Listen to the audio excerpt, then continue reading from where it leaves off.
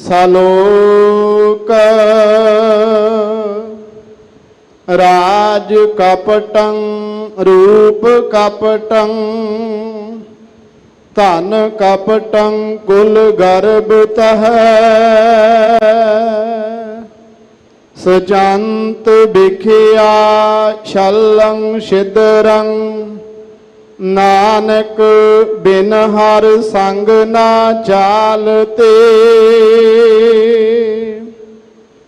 राज कपटं रूप कपटं धन कपटं कुल गर्भतः सजंत बिखिया शलं सिदरं नानक बिन हर संग ना चालते।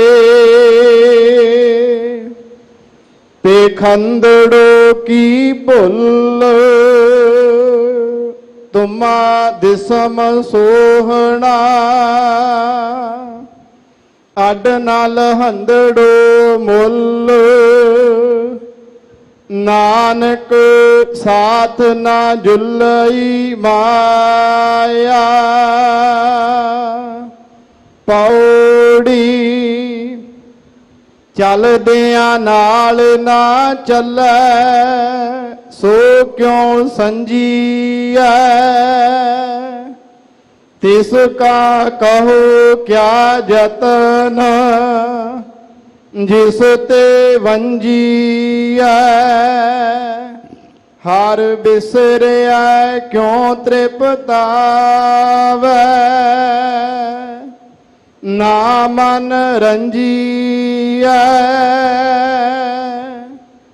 प्रभु छोड़ अन लागै नरक समंजीए। हो कृपाल दयाल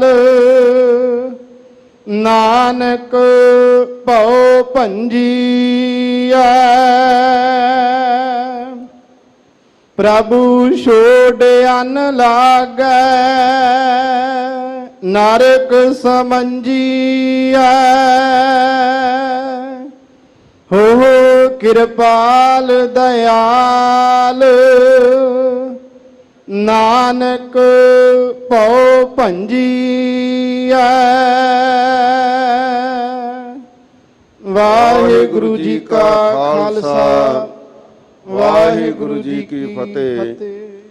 सतगुरु गरीब नवाज पतित पावन भगत वत्सल किरपा दे खजाने जुगो जुग अटल सतगुरु धन गुरु ग्रंथ साहब सच्चे पातशाह जी की पावन पवित्र हजूरी विच सज के बहुत शरधा भावना दे नाल आसा जी दी वार दे कीर्तन सरवण कीते हन। रागी जत्थे ने बड़े प्रेम दे नाल गुरु साहब की कृपा नाल कीर्तन सरवण करवाए हैं। कलयुग में कीर्तन प्रधाना, ये प्रधान साधन है कीर्तन गुरु का। गुरु की कीर्ति रागां विच पा के रागी जत्थियां ने कीर्तन करना, कीर्तन सुनना संगत ने, ये बहुत वड्डा महत्व है। सतगुरु जी ने कृपा की है, दात बख्शिश की है। अथवा दूर दरेडियां तो संगतां गुरु दरबार विच पहुंचियां हन। डिठे सभे थाव नहीं तुद जेहिया, बद्धो पुरख विधाते तां तूं सोहिया। उस पावन स्थान ते श्री हरमंदर साहब जी दे दर्शन कर लए। पावन सरोवर च इशनान कर लई संगतां मन विच शरधा भावना सहित पहुँचदियां हन। सतगुरु ने ये सुभाग बख्शिया जिन्हां संगतां नूं गुरु के दर्शन दीदारे कर रही हैं, इशनान कर रही हैं। आओ हुण जो सतगुरु जी ने कृपा की है,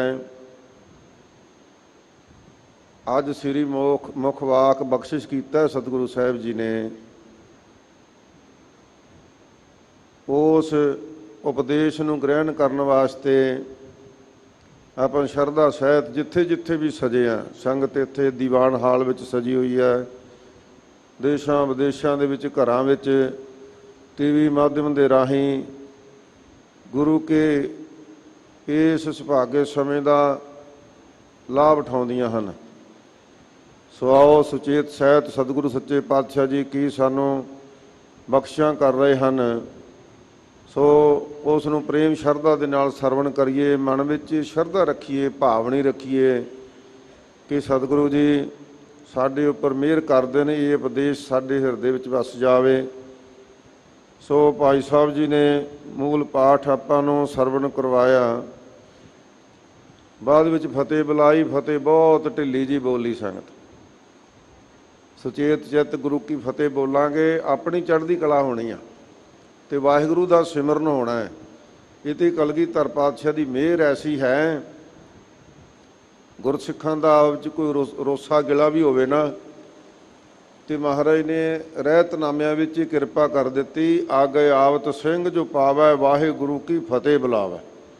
ਵਾਹਿਗੁਰੂ ਦੀ ਫਤਿਹ ਬੁਲਾਵੇ ਤੇ ਨਾਲੇ ਤਾਂ ਰੋਸਾ ਦੂਰ ਹੋ ਜਾਂਦਾ ਹੈ ਤੇ ਨਾਲੇ ਭਾਈ ਵਾਹਿਗੁਰੂ ਦਾ ਸਿਮਰਨ ਹੋ ਜਾਂਦਾ। ਤੇ ਜੋ ਸੰਗਤ ਵਿੱਚ ਬੈਠੀ ਹੋਈਏ ਫਿਰ ਤੇ ਭਾਈ ਢਿੱਲੀ ਜੀ ਫਤਿਹ ਦਾ ਕੀ ਮਤਲਬ? ਆਪਾਂ ਕੋਈ ਜਾਬਤਾ ਪੂਰਾ ਕਰਨਾ ਨਹੀਂ, ਚਾਹ ਦੇ ਨਾਲ ਕਲਗੀਧਰ ਪਾਤਸ਼ਾਹ ਜੀ ਨੂੰ ਆਪਾਂ ਫਤਿਹ ਬੁਲਾਉਣੀ ਆ। ਸਾਰੀ ਸੰਗਤ ਗੱਜ ਕੇ ਬੁਲਾਓ ਫਤਿਹ। ਵਾਹਿਗੁਰੂ ਜੀ ਕਾ ਖਾਲਸਾ, ਵਾਹਿਗੁਰੂ ਜੀ ਕੀ ਫਤਿਹ। ਆਓ ਸਤਿਗੁਰੂ ਪੰਚਮ ਪਾਤਸ਼ਾਹ ਜੀ ਜੋ ਮਿਹਰ ਕਰ ਰਹੇ ਹਨ, ਕਿਰਪਾ ਕਰ ਰਹੇ ਹਨ, ਧਿਆਨ ਸਹਿਤ ਸਤਿਗੁਰੂ ਪਾਤਸ਼ਾਹ ਜੀ ਦਾ ਉਪਦੇਸ਼ ਗ੍ਰਹਿਣ ਕਰੀਏ ਜੀ। ਸਤਨਾਮ ਸ੍ਰੀ ਵਾਹਿਗੁਰੂ ਸਾਹਿਬ ਜੀ। ਸਲੋਕ ਰਾਜ ਕਪਟੰ ਰੂਪ ਕਪਟੰ ਧਨ ਕਪਟੰ ਕੁਲ ਗਰਭ ਤਹ। ਸਤਿਗੁਰੂ ਜੀ ਕਿਰਪਾ ਕਰਦੇ ਨੇ ਕਿ ਭਾਈ ਜੋ ਦੁਨੀਆ ਦੇ ਵਿੱਚ ਸਭ ਤੋਂ ਵੱਡੀ ਲਾਲਸਾ ਦੁਨੀਆ ਤੇ ਰਾਜ ਕਰਨ ਦੀ ਹੈ, ਤੇ ਸਤਿਗੁਰੂ ਜੀ ਫਰਮਾਉਂਦੇ ਨੇ ਕਿ ਇਤਿਹਾਸ ਵੱਲ ਝਾਤੀ ਮਾਰੋ ਜੋ ਹੁਣ ਤੱਕ ਬੀਤ ਚੁੱਕਾ ਹੈ। ਜਿਨ੍ਹਾਂ ਜਿਨ੍ਹਾਂ ਨੇ ਰਾਜ ਪ੍ਰਾਪਤੀ ਲਈ ਟੇਢੇ ਵਿੰਗੇ ਸਾਧਨ ਅਪਣਾਏ, ਉਪਦਰਵ ਕੀਤਾ, ਕਤਲ ਕੀਤੇ, ਪਾਪ ਕੀਤੇ, ਵੱਡੇ ਵੱਡੇ ਗੁਨਾਹ ਕੀਤੇ, ਕਿ ਉਹਨਾਂ ਨੇ ਰਾਜ ਸਤਾ ਦੀ ਪ੍ਰਾਪਤੀ ਕਰਕੇ ਸੁੱਖ ਪ੍ਰਾਪਤ ਕਰ ਲਿਆ?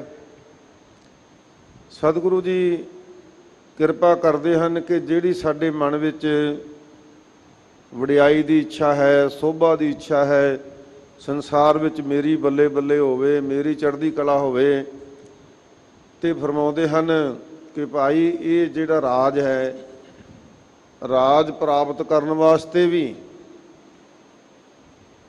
ਬਹੁਤ ਆਦਾਦ ਪਾਪ ਕਰਦੀ ਆ, ਤੇ ਰਾਜ ਪ੍ਰਾਪਤ ਕਰਕੇ ਵੀ ਪਾਪ ਕਮਾਉਂਦੇ ਨੇ। ਭਾਈ ਗੁਰਦਾਸ ਜੀ ਲਿਖਦੇ ਨੇ ਨਾ, ਰਾਜੇ ਪਾਪ ਕਮਾਉਂਦੇ ਉਲਟੀ ਵਾੜ ਖੇਤ ਕੋ ਖਾਈ। ਧੰਨ ਗੁਰੂ ਨਾਨਕ ਸਾਹਿਬ ਜੀ ਫਰਮਾਉਂਦੇ ਨੇ, ਰਾਜੇ ਸ਼ੀਂਹ ਮੁਕੱਦਮ ਕੁੱਤੇ ਜਾਏ ਜਗਾਏ ਨ ਬੈਠੇ ਸੁੱਤੇ।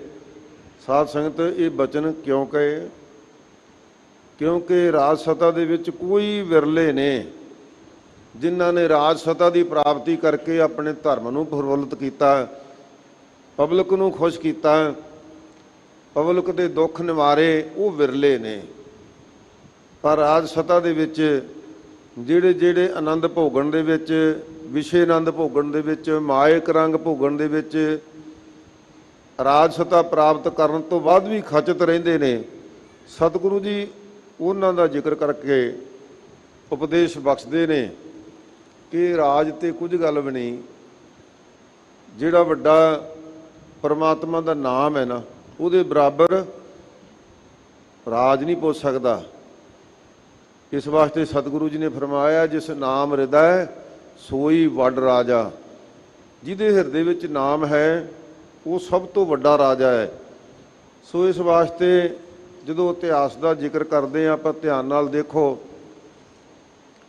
ਕਿ ਜਿਨ੍ਹਾਂ ਜਿਨ੍ਹਾਂ ਨੇ ਵੀ ਰਾਜ ਕੀਤਾ, ਅੰਤ ਨੂੰ ਉਹਨਾਂ ਦੀ ਹਾਲਤ ਕੀ ਹੁੰਦੀ ਹੈ। ਸਤਿਗੁਰੂ ਜੀ ਨੇ ਇਸ ਸ਼ਬਦ ਦਾ ਹੀ ਸਾਰਾਂਸ਼ ਧਨਾਸਰੀ ਰਾਗ ਵਿੱਚ ਪੰਚਮ ਪਾਤਸ਼ਾਹ ਜੀ ਨੇ ਕੀਤਾ। ਵੱਡੇ ਵੱਡੇ ਰਾਜ ਨੇ ਅਰ ਭੂਮਣ ਤਾ ਕੀ ਤਰਸਨ ਨਾ ਬੁਝੀ,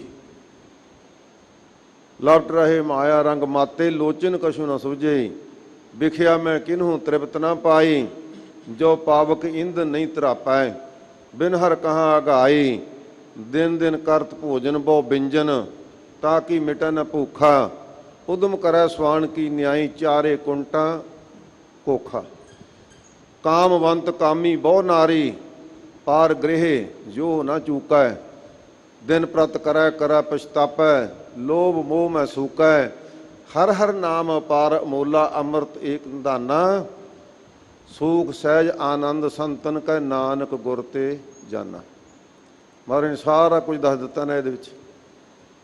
ਤੇ ਮਹਾਰਾਜ ਸੱਚੇ ਪਾਤਸ਼ਾਹ ਜੀ ਫਰਮਾਉਂਦੇ ਨੇ, ਮਾਤੇ ਮਤੰਗ ਜਰੇ ਜਗ ਸੰਗ, ਅਨੂਪ ਤੰਗ ਸਰੰਗ ਸਵਾਰੇ, ਕੋਟ ਤਰੰਗ ਕਰੰਗ ਸਿਕੂਦਤ, ਪਾਉਣ ਕੇ ਗਾਉਣ ਕੋ ਜਾਤ ਨਵਾਰੇ, ਭਾਰੀ ਭਜਾਨ ਕੇ ਭੂ ਭਲੀ ਵਿਦ ਨਿਆਵਤ, ਸੀਸ ਨ ਜਾਤ ਵਿਚਾਰੇ, ਕਹਾਂ ਪਏ ਇਤੇ ਪਏ ਕਹਾਂ ਪਏ ਭੂਪਤ, ਅੰਤ ਕੋ ਨਾਂਗੇ ਹੀ ਪਾਏ ਸਤਾਰੇ ਧਾਰੇ।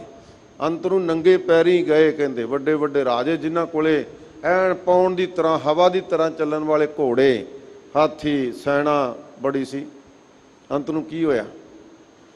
ਤੇ ਮਹਾਰਾਜ ਸੱਚੇ ਪਾਤਸ਼ਾਹ ਜੀ ਫਰਮਾਉਂਦੇ ਨੇ ਕਿ ਭਾਈ ਐਸੇ ਵੀ ਰਾਜੇ ਦੁਨੀਆ ਵਿੱਚ ਹੋਏ ਨੇ ਕਿ ਕਈ ਕੋਟਾਂ ਤੱਕ ਰਾਜ ਕਮਾ ਲੈਂਦੇ ਨੇ, ਰਾਜ ਸਤਾ ਦੀ ਪ੍ਰਾਪਤੀ ਕਰ ਲੈਂਦੇ ਨੇ। ਤੇ ਹਜ਼ੂਰ ਫਰਮਾਉਂਦੇ ਨੇ ਉਹਨਾਂ ਦੀ ਹਾਲਤ ਅਖੀਰ ਨੂੰ ਇਹੀ ਹੁੰਦੀ ਹੈ। ਤੇ ਆਪਾਂ ਦੁਨਿਆਵੀ ਤੌਰ ਤੇ ਜਿੰਨਾ ਕੁ ਇਤਿਹਾਸ ਕਿਤਾਬਾਂ ਵਿੱਚ ਗ੍ਰੰਥਾਂ ਵਿੱਚ ਲਿਖਿਆ ਪੜ੍ਹਦੇ ਹਾਂ, ਇੱਥੇ ਜਿਹਨੇ ਵੀ ਰਾਜ ਪ੍ਰਾਪਤ ਕੀਤਾ, ਔਰੰਗਜ਼ੇਬ ਨੇ ਰਾਜ ਪ੍ਰਾਪਤ ਕੀਤਾ, ਆਪਾਂ ਕਹਿੰਦੇ ਹਾਂ ਕਿ ਉਹ ਬੜਾ ਜ਼ਾਲਮ ਰਾਜਾ ਸੀ ਸਾਡੇ ਲਈ। ਕੇਵਲ ਜ਼ਾਲਮ ਜਿਹੜਾ ਹੁੰਦਾ ਨਾ, ਉਹ ਇੱਕ ਵਾਸਤੇ ਨਹੀਂ ਹੁੰਦਾ। ਉਹਨੇ ਰਾਜ ਸਤਾ ਦੀ ਪ੍ਰਾਪਤੀ ਕਰਨ ਵਾਸਤੇ ਆਪਣਾ ਪਿਤਾ ਕੈਦ ਵਿੱਚ ਪਾਇਆ, ਆਪਣੇ ਸਕੇ ਭਰਾਵਾਂ ਦੇ ਕਤਲ ਕੀਤੇ, ਤਿੰਨਾਂ ਭਰਾਵਾਂ ਨੂੰ ਮਾਰਿਆ, ਤੇ ਫਿਰ ਰਾਜ ਸਤਾ ਤੇ ਬੈਠਾ। ਰਾਜ ਸਤਾ ਤੋਂ ਬੈਠਣ ਤੋਂ ਬਾਅਦ ਕਈ ਤਰ੍ਹਾਂ ਦੇ ਸਰਮੱਧ ਵਰਗੇ ਸਾਧੂ ਜਿਹੜੇ ਮੁਸਲਮਾਨ ਸਨ, ਉਹਨਾਂ ਨੂੰ ਕੈਦ ਵਿੱਚ ਪਾਇਆ, ਉਹਨਾਂ ਦਾ ਕਤਲ ਕੀਤਾ। ਤੇ ਫਿਰ ਧਰਮ ਦੇ ਨਾਂ ਦੇ ਉੱਪਰ ਬੜਾ ਵੱਡਾ ਅਪਦਰਵ ਕੀਤਾ, ਪਾਪ ਕੀਤਾ। ਇਹ ਤੇ ਆਪ ਰੱਬੀ ਜੋਤ ਸੰਸਾਰ ਵਿੱਚ ਆਈ। ਧੰਨ ਗੁਰੂ ਤੇਗ ਬਹਾਦਰ ਸਾਹਿਬ ਸੱਚੇ ਪਾਤਸ਼ਾਹ ਜੀ ਨੇ ਆਪਣੇ ਸੀਸ ਦਾ ਬਲੀਦਾਨ ਦੇ ਕੇ ਇਹਦੇ ਜ਼ੁਲਮ ਨੂੰ ਠੱਲ ਪਾਈ ਸੀ। ਰੋ ਵਿਚਾਰ ਸਤਿਗੁਰੂ ਪਾਤਸ਼ਾਹ ਜੀ ਫਰਮਾਉਂਦੇ ਨੇ, ਜਦੋਂ ਇਹੋ ਜਿਹੇ ਰਾਜੇ ਰਾਜ ਕਰਦੇ ਨਾ, ਤੇ ਫਿਰ ਸਤਿਗੁਰੂ ਨੇ ਦੱਸਿਆ ਹੈ ਕਿ ਭਾਈ ਜਿਹੜਾ ਰਾਜ ਹੈ ਨਾ, ਇਹ ਰਾਜ ਪ੍ਰਾਪਤ ਕਰਨ ਵਾਸਤੇ ਵੀ ਟੇਢੇ ਤਰੀਕੇ ਅਪਣਾਏ ਜਾਂਦੇ ਨੇ। ਤੇ ਜਦੋਂ ਰਾਜ ਪ੍ਰਾਪਤ ਹੁੰਦਾ, ਰਾਜ ਕਪਟ ਦੇ ਨਾਲ ਰਾਜ ਪੈਦਾ ਕੀਤਾ, ਤੇ ਰਾਜ ਵੀ ਇਹਨਾਂ ਦੇ ਨਾਲ, ਮਨੁੱਖਾਂ ਦੇ ਨਾਲ ਕਪਟ ਕਰਦਾ। ਰਾਜ ਉਸ ਮਨੁੱਖ ਨਾਲ ਵੀ ਕਪਟ ਕਰਦਾ ਹੈ ਜਿਹਦੇ ਸਿਰ ਤੇ ਉਹ ਬਹੁਤ ਵੱਡੇ ਪਾਪ ਕਰਦਾ ਨਾ, ਤੇ ਉਹ ਜਲਵੇ ਦਿਖਾ ਦਿੰਦਾ ਹੈ ਆਪਣੇ ਰਾਜ ਦੇ। ਪਰ ਜਦੋਂ ਅੰਤ ਦਾ ਸਮਾਂ ਆਉਂਦਾ ਹੈ, ਉਦੋਂ ਇਹ ਕਪਟ ਰੂਪ, ਛਲ ਰੂਪ ਸਾਹਮਣੇ ਦਿਸਦਾ ਹੈ। ਸਾਧ ਸੰਗਤ ਜੀ, ਜਿਨ੍ਹਾਂ ਗੁਰਸਿੱਖਾਂ ਨੇ ਇਸ ਦੇਸ਼ ਦੀ ਆਜ਼ਾਦੀ ਵਾਸਤੇ, ਦੇਸ਼ ਨੂੰ ਆਜ਼ਾਦ ਕਰਾਉਣ ਵਾਸਤੇ ਆਪਣੇ ਘਰ ਘਾਟ ਲੁਟਾ ਲਏ, ਕੁਰਬਾਨੀਆਂ ਕੀਤੀਆਂ, ਬੇਅੰਤ ਗੁਰਸਿੱਖਾਂ ਨੇ ਸ਼ਹਾਦਤਾਂ ਦਿੱਤੀਆਂ, ਧਾਰਮਿਕ ਸਥਾਨਾਂ ਤੋਂ ਸਖਣੇ ਰਹਿ ਗਏ। ਪਰ ਜਦੋਂ ਰਾਜ ਕਪਟ ਇਹੋ ਜਿਹਾ ਹੁੰਦਾ ਹੈ ਕਿ ਰਾਜ ਲੈਣ ਵਾਸਤੇ ਤਾਂ ਬੜੇ ਜਲਵੇ ਦਿਖਾਏ, ਰਾਜ ਸਤਾ ਦੀ ਪ੍ਰਾਪਤੀ ਤੋਂ ਬਾਅਦ ਮੁੱਕਰ ਗਏ। ਇਸ ਤੋਂ ਅੱਗੇ ਆ ਜਾਓ, ਆਪਣੇ ਰਾਜ ਨੂੰ ਸਲਾਮਤ ਰੱਖਣ ਵਾਸਤੇ ਇਸ ਦੇਸ਼ ਦੇ ਹੁਕਮਰਾਨ ਜਦੋਂ 4 ਸਪੇਰਿਓਂ ਹਾਰ ਗਏ, ਫੇਲ ਹੋ ਗਏ, ਦੇਸ਼ ਦੇ ਵਿੱਚ ਐਮਰਜੈਂਸੀ ਲਾ ਦਿੱਤੀ। ਤੇ ਐਮਰਜੈਂਸੀ ਦਾ ਵਿਰੋਧ ਕਰਨ ਵਾਲੇ ਜਿੱਥੇ ਰਾਜਨੀਤਿਕ ਜਥੇਬੰਦੀਆਂ ਨੇ ਬੜਾ ਵੱਡਾ ਬੀੜਾ ਚੁੱਕਿਆ, ਉੱਥੇ ਸਤਪੁਰਖ ਸ਼੍ਰੀਮਾਨ ਸੰਤ ਬਾਬਾ ਕਰਤਾਰ ਸਿੰਘ ਜੀ ਖਾਲਸਾ ਭਿੰਡਰਾਂ ਵਾਲੇ ਮਹਾਂਪੁਰਖਾਂ ਵਾਲਿਆਂ ਨੇ ਐਸਾ ਬੀੜਾ ਚੁੱਕਿਆ, ਤੇ ਇਹੋ ਜਿਹੀ ਐਮਰਜੈਂਸੀ ਨੂੰ ਥੰਮ ਲਾ ਦਿੱਤਾ ਅੱਗੇ। ਪਰ ਉਸ ਪਾਸਿਓਂ ਵੀ ਫੇਲ ਹੋਏ ਜਦੋਂ ਆਪਣੇ ਰਾਜ ਦੀ ਸਲਾਮਤੀ ਵਾਸਤੇ ਕਿ ਬਹੁ ਗਿਣਤੀ ਦੀਆਂ ਵੋਟਾਂ ਕਿਵੇਂ ਲੈਣੀਆਂ। ਫਿਰ ਪਾਕ ਪਵਿੱਤਰ ਸਥਾਨ ਸ੍ਰੀ ਹਰਿਮੰਦਰ ਸਾਹਿਬ, ਸ੍ਰੀ ਅਕਾਲ ਤਖਤ ਸਾਹਿਬ ਤੇ ਤੋਪਾਂ ਨਾਲ ਹਮਲਾ ਵੀ ਕਰ ਦਿੱਤਾ। ਰਾਜ ਸਤਾ ਤੇ ਪ੍ਰਾਪਤ ਕਰ ਲਈ, ਪਰ ਸਾਧ ਸੰਗਤ ਰਾਜ ਕਪਟਨ, ਇਹ ਰਾਜ ਨੇ ਵੀ ਉਹਦੇ ਨਾਲ ਫਿਰ ਕਪਟ ਹੀ ਖੇਲਿਆ। ਜਿਹੜੇ ਰਾਜ ਦੀ ਪ੍ਰਾਪਤੀ ਕਰਨ ਵਾਸਤੇ ਏਡੇ ਵੱਡੇ ਵੱਡੇ ਛਲ ਕੀਤੇ, ਸਾਧ ਸੰਗਤ ਉੱਥੇ ਫਿਰ ਸ਼ਹੀਦ ਸਤਵੰਤ ਸਿੰਘ, ਬੇਅੰਤ ਸਿੰਘ ਮਹਾਰਾਜ ਨੇ ਆਪ ਹੀ ਪ੍ਰੇਰ ਲਏ ਤੇ ਉਹਨਾਂ ਕਪਟ ਕਰਨ ਵਾਲਿਆਂ ਨੂੰ ਐਸੇ ਕਪਟ ਦੇ ਰਾਹ ਤੇ ਤੋਰਿਆ, ਉਹਨੂੰ ਦਿਖਾ ਦਿੱਤਾ ਕਿ ਰਾਜ ਵੀ ਕਪਟ ਹੈ ਤੇਰੇ ਨਾਲ। ਸਾਧ ਸੰਗਤ ਜੀ, ਦੂਸਰਾ ਪੱਖ ਤੱਕੋਗੇ ਤਾਂ ਰਾਜ ਸਤਾ ਦੀ ਪ੍ਰਾਪਤੀ ਕਰਨ ਵਾਲੇ ਮਹਾਰਾਜਾ ਰਣਜੀਤ ਸਿੰਘ ਵਰਗੇ ਵੀ ਪੈਦਾ ਹੋਏ ਆ, ਜਿਨ੍ਹਾਂ ਨੇ ਕਦੇ ਇਹ ਨਹੀਂ ਸੋਚਿਆ ਕਿ ਜੇ ਮੈਂ ਧਰਮ ਦੀ ਖਾਤਰ ਕੋਈ ਉਦਮ ਕੀਤਾ, ਉਪਰਾਲਾ ਕੀਤਾ ਤੇ ਮੇਰੇ ਰਾਜ ਸਤਾ ਨੂੰ ਸ਼ਾਇਦ ਨੁਕਸਾਨ ਹੋ ਜਾਵੇ। ਨਹੀਂ, ਇਸ ਤੋਂ ਉਲਟ ਇਹ ਸਮਝਿਆ ਕਿ ਰਾਜ ਸਤਾ ਦਿੱਤੀ ਹੋਈ ਗੁਰੂ ਨਾਨਕ ਸਾਹਿਬ ਨੇ ਆ, ਧਾਰਮਿਕ ਸਥਾਨਾਂ ਦੀ ਸੇਵਾ ਕਰਾਈ। ਸਾਧ ਸੰਗਤ ਜੀ, ਜਿੱਥੇ ਜਿੱਥੇ ਵੀ ਪਤਾ ਲੱਗਾ ਬੁਲੰਦ ਇਰਾਦਿਆਂ ਦੇ ਨਾਲ ਗੁਰੂ ਧਾਮਾਂ ਦੀ ਸੇਵਾ ਕਰਵਾ ਕੇ ਨਾਮ ਨਾ ਖੱਟਿਆ ਤੇ ਫਿਰ ਰਾਜ ਪ੍ਰਬੰਧ ਇਹੋ ਜਿਹਾ ਚਲਾਇਆ, ਸਭ ਨੂੰ ਸੁੱਖ ਦਿੱਤਾ। ਤੇ ਇੱਥੇ ਤਾਂ ਛੋਟੇ ਛੋਟੇ ਸੂਬਿਆਂ ਦੇ ਰਾਜ ਦੀ ਖਾਤਰ ਆਪਣੇ ਧਰਮ ਤੋਂ ਡਿੱਗ ਪੈਂਦੇ ਆ, ਆਪਣੇ ਧਰਮ ਤੋਂ ਵਿਪਰੀਤ ਚੱਲ ਪੈਂਦੇ ਆ। ਅੱਜ ਦੇਖੋ, ਰਾਜ ਸਤਾ ਦਾ ਮਾਲਕ, ਅੱਜ ਦਾ ਪ੍ਰਧਾਨ ਮੰਤਰੀ, ਜਿਹਦੇ ਨਾਲ ਇਹ ਰਾਜ ਸਤਾ ਕਪਟ ਕਰ ਰਹੀ ਹੈ, ਇਹ ਕਪਟ ਦੇ ਵਿੱਚ ਛਲਿਆ ਜਾ ਰਿਹਾ ਹੈ। ਉਹਨੂੰ ਲੱਗਦਾ ਕਿ ਮੇਰੇ ਕੋਲੇ ਬਹੁਤ ਸੰਮਤੀ ਹੈ, ਬੜੀ ਵੱਡੀ ਮੇਰੇ ਕੋਲੇ ਤਾਕਤ ਹੈ ਤੇ ਇਹ ਕਿਸਾਨ ਜਥੇਬੰਦੀਆਂ, ਇਹ ਤਾਂ ਗਰੀਬ ਬੰਦੇ ਨੇ, ਅਨਪੜ੍ਹ ਵੀ ਕਹਿ ਦਿੰਦੇ ਨੇ, ਹੋਰ ਕਈ ਤਰ੍ਹਾਂ ਦੇ ਵਿਸ਼ਲੇਸ਼ਣ ਲਾਉਂਦੇ ਨੇ। ਪਰ ਅਸਲੀਅਤ ਦੇ ਵਿੱਚ ਪ੍ਰਧਾਨ ਮੰਤਰੀ ਨੂੰ ਬਹੁਤ ਸਿਦਕਦਿਲੀ ਨਾਲ ਆਪਣੇ ਅੰਦਰ ਝਾਤੀ ਮਾਰਨੀ ਚਾਹੀਦੀ ਹੈ ਕਿ ਇਹ ਰਾਜ ਮੇਰੇ ਨਾਲ ਕਪਟ ਤਾਂ ਨਹੀਂ ਕਰ ਰਿਹਾ। ਜਿਹੜੇ ਰਾਜ ਰਾਹੀਂ ਮੈਂ ਕਿਸਾਨਾਂ ਦੇ ਨਾਲ ਕਪਟ ਕਰ ਰਿਹਾ ਤੇ ਉਹੀ ਰਾਜ ਮੇਰੇ ਨਾਲ ਕਪਟ ਤਾਂ ਨਹੀਂ ਕਰ ਰਿਹਾ ਕਿ ਆਉਣ ਵਾਲਾ ਸਮਾਂ ਮੇਰਾ ਇਹੋ ਜਿਹਾ ਹੋ ਜਾਏ। ਸਤਿਗੁਰੂ ਜੀ ਫਰਮਾਉਂਦੇ ਨੇ ਕਿ ਭਾਈ, ਇਹ ਰਾਜ ਕਪਟ ਜਿਹੜਾ ਨਾ, ਇਹ ਜਿੰਨਾ ਕਪਟਾਂ ਕਰਕੇ ਇਸ ਰਾਜ ਦੀ ਸਲਾਮਤੀ ਚਾਹੁੰਦਾ ਹੈ ਤੇ ਇਹ ਰਾਜ ਦੀ ਸਲਾਮਤੀ ਹੋਈ ਤੇਰੇ ਨਾਲ ਐਸਾ ਕਪਟ ਕਰ ਜਾਏਗੀ, ਤੈਨੂੰ ਪਤਾ ਵੀ ਨਹੀਂ ਲੱਗਣ ਦੇਗੀ ਕਿ ਤੇਰੀ ਹਾਨੀ ਕਿਵੇਂ ਹੁੰਦੀ ਹੈ, ਤੂੰ ਕਿੱਧਰ ਨੂੰ ਜਾ ਰਿਹਾ ਹੈ। ਇਸ ਵਾਸਤੇ ਸਤਿਗੁਰੂ ਪਾਤਸ਼ਾਹ ਜੀ ਅਜੇ ਫਰਮਾਉਂਦੇ ਨੇ, ਇੱਕ ਸਿੱਖਿਆ ਦਿੰਦੇ ਨੇ ਕਿ ਜਦੋਂ ਰਾਜ ਦੀ ਪ੍ਰਾਪਤੀ ਹੋਵੇ ਉਦੋਂ ਧਰਮ ਦੇ ਕਰਮ ਕਰਨ ਲੱਗਿਆਂ ਨਹੀਂ ਬਲੰਮ ਧਰਮੰ ਬਲੰਮ ਪਾਪੰ, ਕਹਿੰਦੇ ਨਹੀਂ ਦੇਰ ਕਰਨੀ ਚਾਹੀਦੀ ਧਰਮ ਦਾ ਕਰਮ ਕਰਨ ਵਾਸਤੇ। ਤੇ ਜਦੋਂ ਰਾਜ ਸਤਾ ਹੱਥ ਵਿੱਚ ਆਉਂਦੀ ਹੈ ਨਾ, ਉਦੋਂ ਵੀ ਅਸੀਂ ਧਰਮ ਨੂੰ ਅਣਡਿੱਠ ਕਰਕੇ ਰਾਜ ਸਲਾਮਤੀ ਵੱਲ ਤੁਰ ਪੈਂਦੇ ਹਾਂ। ਸਤਿਗੁਰੂ ਪਾਤਸ਼ਾਹ ਜੀ ਸਾਨੂੰ ਸਮੁੱਚੀ ਲਕਾਈ ਨੂੰ ਇਹ ਸਿੱਖਿਆ ਦੇ ਰਹੇ ਨੇ। ਆਓ ਸ਼ਰਧਾ ਸਹਿਤ ਸਰਵਣ ਕਰੀਏ ਜੀ। ਸੁਚੰਤ ਵਿਖਿਆ ਛਲੰ ਛਿਦਰੰ ਰਾਜ ਕਪਟੰ ਰੂਪ ਕਪਟੰ। ਸਤਿਗੁਰੂ ਜੀ ਫਰਮਾਉਂਦੇ ਨੇ ਕਿ ਭਾਈ, ਜਿਵੇਂ ਇਹ ਰਾਜ ਕਪਟ ਦੇ ਨਾਲ ਪ੍ਰਾਪਤ ਕੀਤਾ ਜਾਂਦਾ ਤੇ ਉਸੇ ਕਪਟ ਦੇ ਵਿੱਚ ਰਾਜਾ ਵੀ ਛਲਿਆ ਜਾਂਦਾ ਹੈ। ਇਸੇ ਤਰ੍ਹਾਂ ਰੂਪ ਕਪਟੰ। ਭਾਈ ਗੁਰਦਾਸ ਜੀ ਫਰਮਾਉਂਦੇ ਨੇ, ਅੱਖੀਂ ਦੇਸਕ ਨਾ ਰੱਜੀਆਂ ਬਹੁ ਰੰਗ ਤਮਾਸੇ। ਇਹ ਅੱਖਾਂ ਜਿਹੜੀਆਂ ਨਾ, ਇਹ ਨਹੀਂ ਰੱਜਦੀਆਂ, ਤਰ੍ਹਾਂ ਤਰ੍ਹਾਂ ਦੇ ਰੂਪ ਦੇਖ ਕੇ, ਸੁੰਦਰ ਸੁੰਦਰ ਰੂਪ ਦੇਖ ਕੇ ਲਭਾਇਮਾਨ ਹੋ ਜਾਂਦੀਆਂ। ਤੇ ਸਤਿਗੁਰੂ ਜੀ ਦਾ ਹੁਕਮ ਕੀ ਹੈ ਭਾਈ? ਕਹਿੰਦੇ ਰੂਪ ਕਪਟੰ। ਕਹਿੰਦੇ ਜਿੱਥੇ ਪਰਾਇਆ ਰੂਪ ਕਪਟ ਹੈ ਨਾ, ਕਹਿੰਦੇ ਉੱਥੇ ਤੇਰਾ ਆਪਣਾ ਰੂਪ ਵੀ ਕਪਟੰ ਹੈ। ਜਿਹੜੇ ਰੂਪ ਦਾ ਤੂੰ ਬੜਾ ਮਾਣ ਕਰਦਾ ਹੈ ਕਿ ਮੈਂ ਬੜਾ ਸੁੰਦਰ ਹਾਂ, ਮੈਂ ਬੜਾ ਬਲੀ ਹਾਂ, ਮੈਂ ਬੜਾ ਉੱਚਾ ਲੰਮਾ ਹਾਂ, ਮੇਰੇ ਵਰਗਾ ਕੋਈ ਹੋਰ ਨਹੀਂ, ਆਪਣੀ ਦੇਹ ਦਾ ਅਭਿਮਾਨ ਕਰੀ ਬੈਠਾ ਹੈ। ਹਜ਼ੂਰ ਫਰਮਾਉਂਦੇ ਨੇ ਰੂਪ ਕਪਟੰ। ਇਹ ਕਪਟ ਕਿਵੇਂ ਆ ਭਾਈ? ਮਹਾਰਾਜ ਕਹਿੰਦੇ ਵੇਖਦਿਆਂ ਵੇਖਦਿਆਂ ਇਹ ਤੇਰਾ ਰੂਪ ਵਿੰਸ ਜਾਣਾ।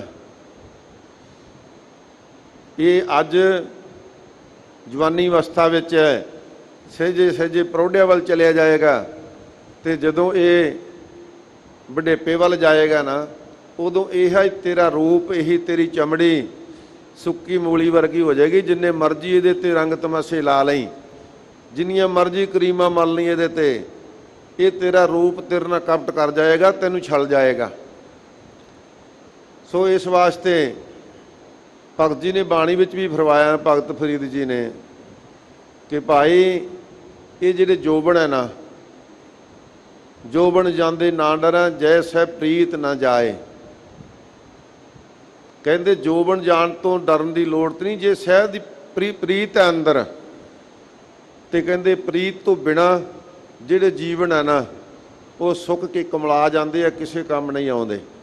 ਇਸ ਕਰਕੇ ਰੂਪ ਕਪਟੰ, ਜਿਹੜੇ ਰੂਪ ਦਾ ਤੂੰ ਮਾਣ ਕਰਦਾ ਹੈ, ਤੇਰੇ ਨਾਲ ਕਪਟ ਰਿਹਾ ਹੈ, ਕਪਟ ਕਰ ਰਿਹਾ ਹੈ, ਤੇਰਾ ਸਮਾਂ ਬੀਤਦਾ ਜਾ ਰਿਹਾ, ਦਿਨ ਤੇ ਸਰ ਪਰ ਪੌਸੀ ਰਾਤ, ਰਹਿਣ ਗਈ ਫਿਰ ਹੋਏ ਪ੍ਰਭਾਤ, ਤੂੰ ਕਿਹੜੇ ਪਾਸੇ ਤੁਰਿਆ।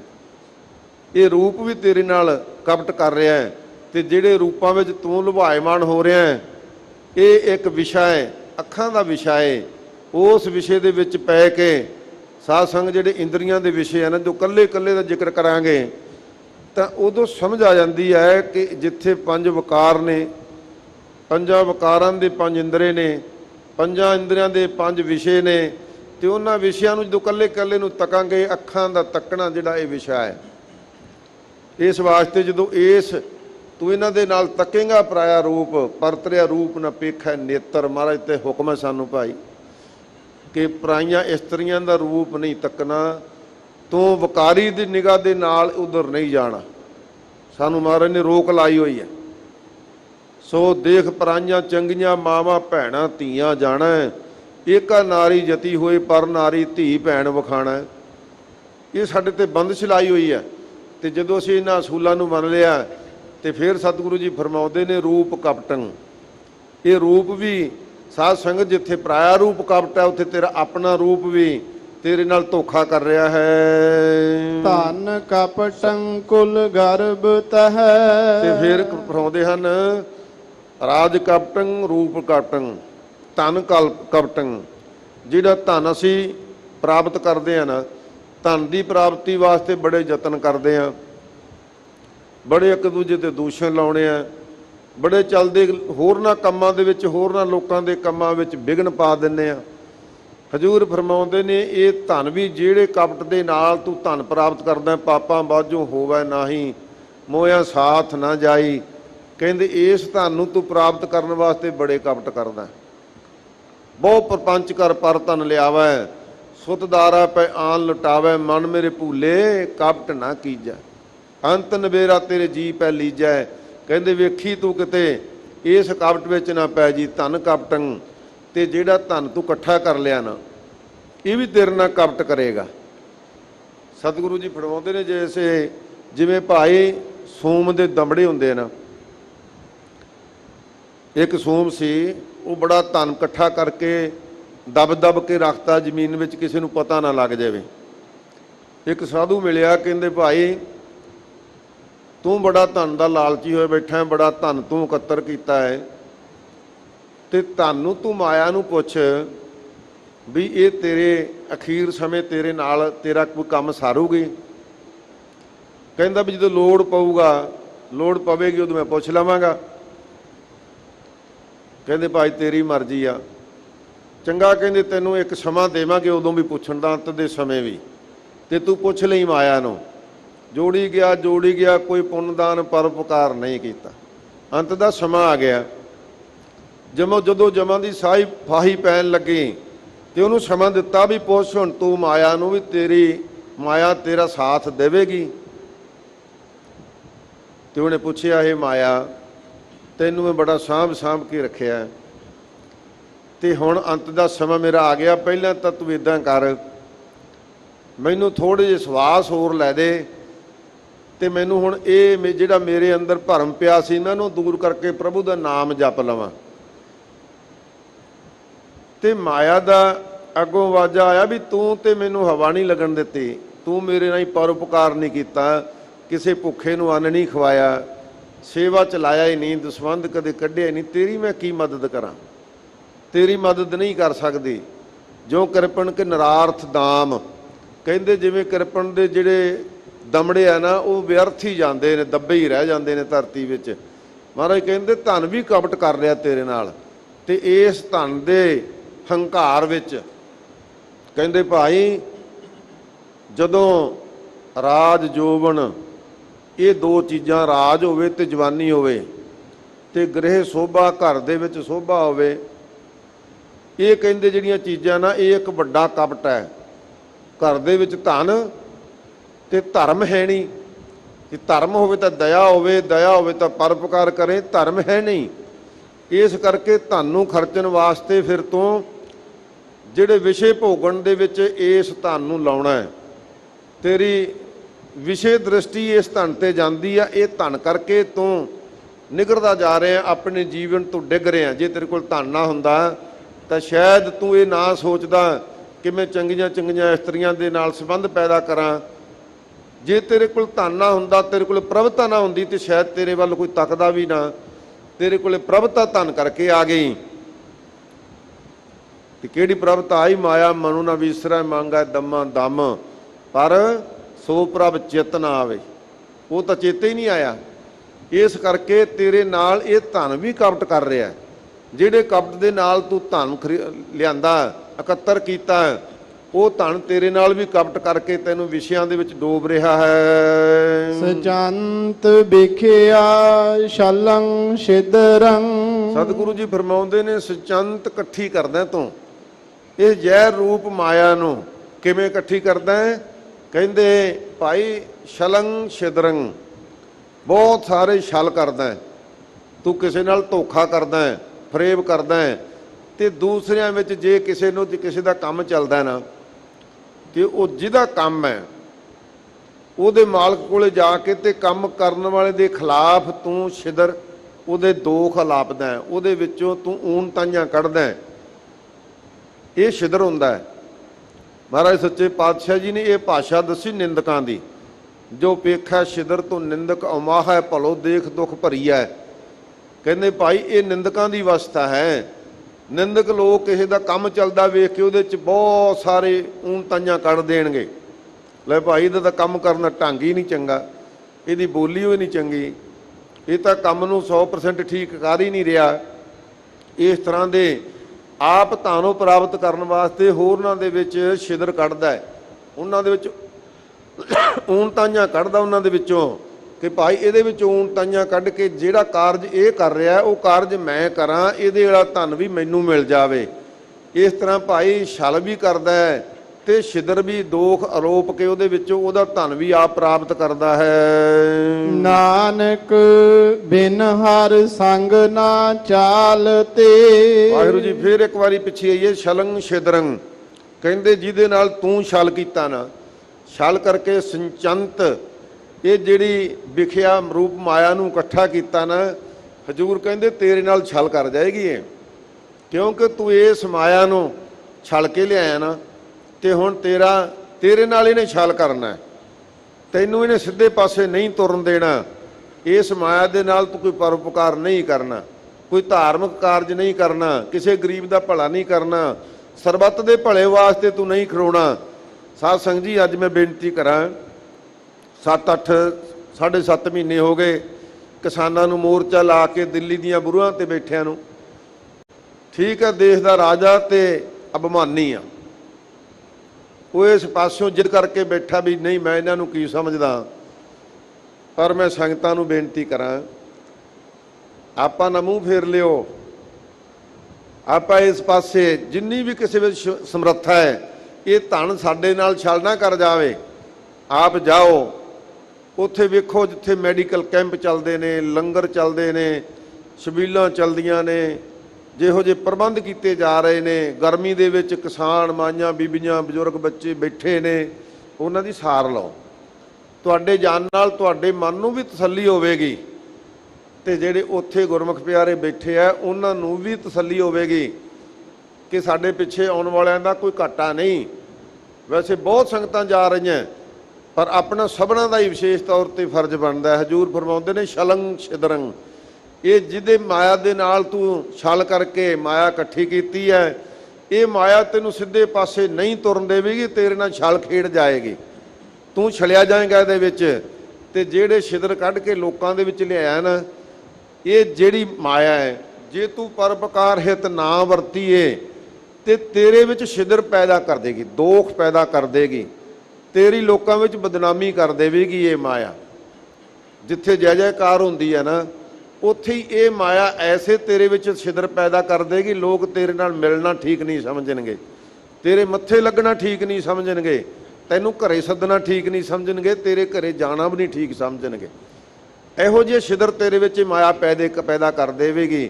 ਇਸ ਵਾਸਤੇ ਛਲੰ ਛਿਦਰੰ, ਤੇ ਇਸ ਕਰਕੇ ਇਹ ਮਾਇਆ ਭਾਈ ਇਹੋ ਜਿਹੇ ਛਲ ਤੇਰੇ ਨਾਲ ਖੇਡ ਸਕਦੀ ਹੈ। ਨਾਨਕ ਬਿਨ ਹਰ ਸੰਗ ਨਾ ਚਾਲ ਤੇ। ਮਹਾਰਾਜ ਸੱਚੇ ਪਾਤਸ਼ਾਹ ਜੀ ਫਿਰ ਕਿਰਪਾ ਕਰੋ, ਮਾਇਆ ਬਿਨਾਂ ਸਰਦਾ ਤੇ ਹੈ ਨਹੀਂ, ਮਾਇਆ ਦੀ ਵੀ ਲੋੜ ਹੈ। ਆਪ ਜੀ ਨੇ ਐਸੀ ਕਿਰਪਾ ਕੀਤੀ ਸਾਨੂੰ, ਇਹਦੇ ਛਲਾਂ ਤੋਂ, ਇਹਦੀ ਔਗਣਾਂ ਤੋਂ ਸਾਨੂੰ ਸੁਚੇਤ ਕੀਤਾ ਹੈ। ਪਰ ਮਹਾਰਾਜ ਦੁਨੀਆ ਦੇ ਧੰਦੇ ਤਾਂ ਇਹਦੇ ਨਾਲ ਹੀ ਚੱਲਦੇ ਆ ਨਾ। ਤੇ ਮਹਾਰਾਜ ਸੱਚੇ ਪਾਤਸ਼ਾਹ ਜੀ ਫਰਮਾਉਂਦੇ ਨੇ ਕਿ ਭਾਈ ਅਸੀਂ ਇਹ ਨਹੀਂ ਕਿਹਾ ਕਿ ਤੁਸੀਂ ਮਾਇਆ ਛੱਡ ਕੇ ਬਹਿ ਜਾਓ। ਖੇਤੀ ਵਣਜ ਸਭ ਹੁਕਮ ਹੈ, ਹੁਕਮੇ ਮਨ ਵਡਿਆਈ RAM। ਕਰੋ ਕਾਰਜ ਸਾਰੇ, ਵਪਾਰ ਕਰੋ, ਵਣਜ ਕਰੋ, ਖੇਤੀ ਕਰੋ, ਨੌਕਰੀ ਕਰੋ, ਇਹ ਕੋਈ ਮਨਾ ਨਹੀਂ ਹੈ। ਤੇ ਮਹਾਰਾਜ ਸੱਚੇ ਪਾਤਸ਼ਾਹ ਜੀ ਫਿਰ ਕੀ ਹੁਕਮ ਹੈ? ਤੇ ਹਜੂਰ ਫਰਮਾਉਂਦੇ ਹਨ ਕਿ ਭਾਈ ਜਿਹੜੀ ਇਹ ਮਾਇਆ ਹੈ ਨਾ, ਬਿਨ ਹਰ ਸੰਗ ਨਾ ਚਾਲ ਤੇ। ਕਹਿੰਦੇ ਜਦੋਂ ਇਹਦੇ ਨਾਲ ਨਾਲ ਤੂੰ ਧਿਆਨ ਰੱਖਣਾ ਹਰੀ ਵਾਹਿਗੁਰੂ ਦਾ, ਪਰਮਾਤਮਾ ਦੇ ਨਾਮ ਦਾ, ਸਿਮਰਨ ਦਾ, ਭਉ ਭਗਤੀ ਦਾ, ਇਹ ਰਸਤਾ ਨਹੀਂ ਤਿਆਗਣਾ। ਹਾਂ, ਭਉ ਭਗਤੀ ਕਰਦਿਆਂ ਜਿੰਨੀ ਵੀ ਤੇਰੇ ਕੋਲੇ ਮਾਇਆ ਆ ਗਈ ਤੇ ਫਿਰ ਤੂੰ ਸਫਲੀ ਹੀ ਕਰੇਗਾ। ਗੁਰਮੁਖਾਂ ਦੇ ਵੱਧ ਤੋਂ ਵੱਧ ਪਾਸ ਮਾਇਆ ਹੋਣੀ ਚਾਹੀਦੀ ਹੈ, ਬਹੁਤ ਅਮੀਰ ਹੋਣੇ ਚਾਹੀਦੇ, ਕਰੋੜਾਂ ਅਰਬਾਂ ਪਤੀ ਗੁਰਸਿੱਖ ਹੋਣੇ ਚਾਹੀਦੇ ਆ। ਅੱਜ ਵੇਖ ਲਓ ਭਾਈ, ਕਿਤੇ ਆ ਰਵੀ ਸਿੰਘ ਹੈ, ਕਿਤੇ ਹੋਰ ਗੁਰਮੁਖ ਪਿਆਰੇ ਕਿੰਨੇ ਸਿੱਖ ਹੈ ਜਿਨ੍ਹਾਂ ਨੇ ਧਰਮ ਦੀ ਖਾਤਰ, ਪਰਉਪਕਾਰ ਦੀ ਖਾਤਰ ਮਾਇਆ ਦਾ ਪ੍ਰਬੰਧ ਕੀਤਾ, ਪਰ ਉਹ ਬਰਾਬਰ ਲਾ ਵੀ ਰਹੇ ਨਾ, ਦਿਸ ਰਹੀ ਹੈ ਨਾ, ਉਹਨਾਂ ਦੀ ਸੇਵਾ ਕੀਤੀ ਵੀ। ਇਸ ਵਾਸਤੇ ਭਾਈ ਹਜੂਰ ਫਰਮਾਉਂਦੇ ਨੇ ਕਿ ਇੱਕ ਗੱਲ ਨੂੰ ਯਾਦ ਰੱਖੀ, ਤੇਰਾ ਕਾਰਜ ਚੱਲਦਿਆਂ, ਤੇਰਾ ਬਿਜ਼ਨਸ ਚੱਲਦਿਆਂ, ਖੇਤੀ ਕਰਦਿਆਂ ਤੇਰੇ ਕੋਲ ਧਨ ਇਕੱਤਰ ਹੋ ਵੀ ਜਾਵੇ, ਪਰ ਨਾਲ ਨਾਲ ਇੱਕ ਗੱਲ ਨੂੰ ਯਾਦ ਰੱਖੀ ਕਿ ਨਾਨਕ ਬਿਨ ਹਰ ਸੰਗ ਨਾ ਚਾਲਤੇ, ਕਿ ਮਾਇਆ ਮੇਰੇ ਨਾਲ ਸਾਥ ਜਾਣ ਵਾਲੀ ਨਹੀਂ। ਨਾਲ ਜਾਣ ਵਾਲੇ ਜਿਹੜੇ ਧਨ ਹੈ ਨਾ, ਉਹ ਪਰਮਾਤਮਾ ਦਾ ਨਾਮ ਧਨ ਹੈ। ਇਹਨੂੰ ਭਾਈ ਹਮੇਸ਼ਾ ਵਾਸਤੇ ਯਾਦ ਰੱਖੀ ਕਿ ਨਾਲ ਜਾਣ ਵਾਲਾ ਧਨ ਪ੍ਰਭੂ ਦਾ ਸਿਮਰਨ ਹੈ। ਪੇਖੰਦੜੋ ਕੀ ਭੁੱਲ। ਹਜੂਰ ਫਰਮਾਉਂਦੇ ਨੇ ਕਿ ਭਾਈ ਬੇਨਤੀ ਕੀਤੀ ਗੁਰਸਿੱਖਾਂ ਨੇ, ਮਹਾਰਾਜ ਸੱਚੇ ਪਾਤਸ਼ਾਹ ਜੀ ਜੇ ਇਹਦਾ ਸੁਭਾਅ ਇਹੋ ਜਿਹਾ ਹੈ ਤੇ ਫਿਰ ਮਨੁੱਖ ਭੁੱਲ ਕਿਉਂ ਜਾਂਦੇ ਆ? ਕਿਹਦੇ ਕਰਕੇ ਭੁਲੇਖਾ ਪੈ ਜਾਂਦਾ ਹੈ? ਸਤਿਗੁਰੂ ਜੀ ਫਰਮਾਉਂਦੇ ਨੇ, ਲਓ ਭਾਈ ਸੁਣੋ, ਪੇਖੰਦੜੋ ਕੀ ਭੁੱਲ। ਕਹਿੰਦੇ ਭਾਈ ਇਹ ਤਾਂ ਦੇਖਣ ਵਾਲੇ ਦੀ ਗਲਤੀ ਹੈ, ਦੇਖਣ ਵਾਲੇ ਦਾ ਭੁਲੇਖਾ ਹੈ। ਦੇਖਣ ਵਾਲੇ ਦਾ ਭੁਲੇਖਾ ਕਿਵੇਂ ਦੱਸਦੇ ਹਨ? ਤੁਮਾ ਦਿਸਮ ਸੋਹਣਾ।